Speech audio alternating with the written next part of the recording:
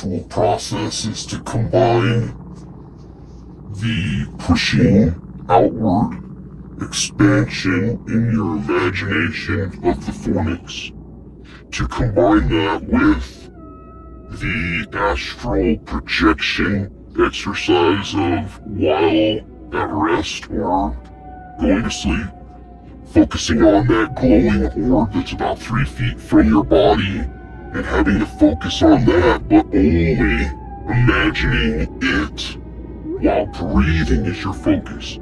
Your focus on your breath is the most important thing, because it will become almost impossible.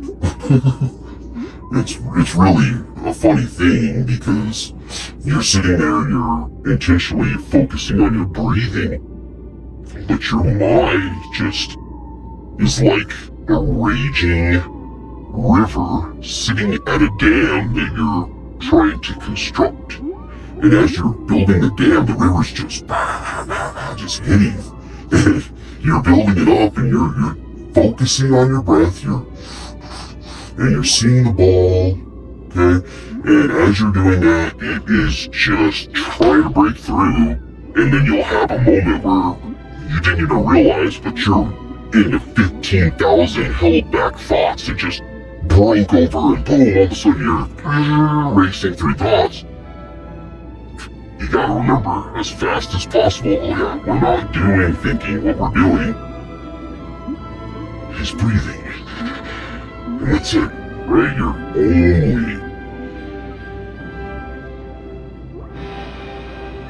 That's it, and if you have thoughts, just excuse them.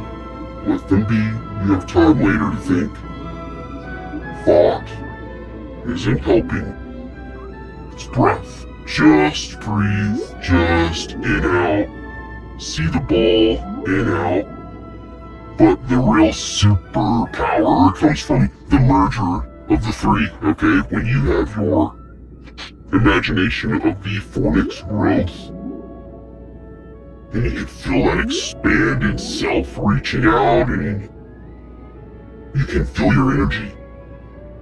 You can feel the energy around you.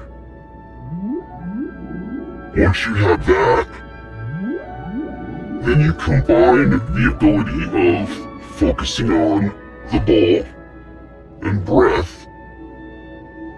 Then you can be conscious of the feeling of when you as spirit, as astral self, are leaving your body.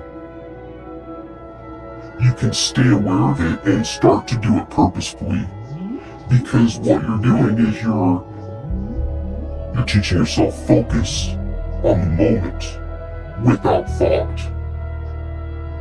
When you only know of your breath and what is occurring in the moment and nothing else is going on, that's when you can see in the moment that leaving of the spirit and still be with it in your awareness.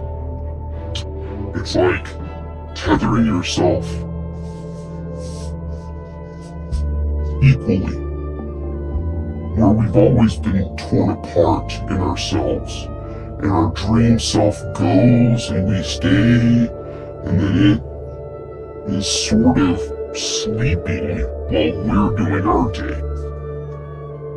That duality is not natural. It's something that I want to say is the purpose of shaman to heal. It's like druids heal the earth. Shaman heal people and the earth. And in that healing, you start to recognize that duality, triality, these different splits are intentional. And healing them is making things whole, is healing. Okay, so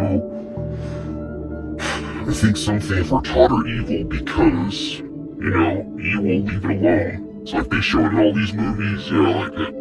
Don't go out there. Everything's poisonous and you'll die. But out there is freedom. It's out there, it's on the other side of the wall that you're scared to cross over. They put it there because they think it's funny for people to see the truth and still be too afraid to do anything about it. So, I don't know. At any rate, combining the three together, you've got your breath only, your sight of your internal imagination eye of the 3 foot out from you sphere that's glowing, just floating in space, and you will start to leave your body to go out to it because you're focusing on it, and because your expansion of the fornix and your awareness field, you'll be comfortable reaching that 3 foot range in your consciousness. And as long as you can stay there from here to here and do it slowly, you won't freak out. You won't have the bang, all the freak out and energetic norms for the dream spirit body are not energetic norms for the physical body. The two live in such greatly separated realities that seeing one inside of the other is a shock, and that's why you wake up so fast. But when you integrate it slowly, and you can accept the realities slowly, then they start to merge. And in that merger, that's where, well, things bend.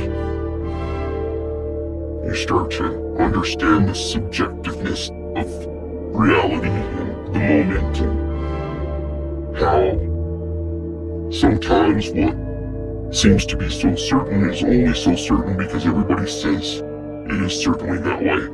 But every once in a while, like a good prosecutor, if you can convince them otherwise, well, then you are tearing the bounds and stepping through and changing the line.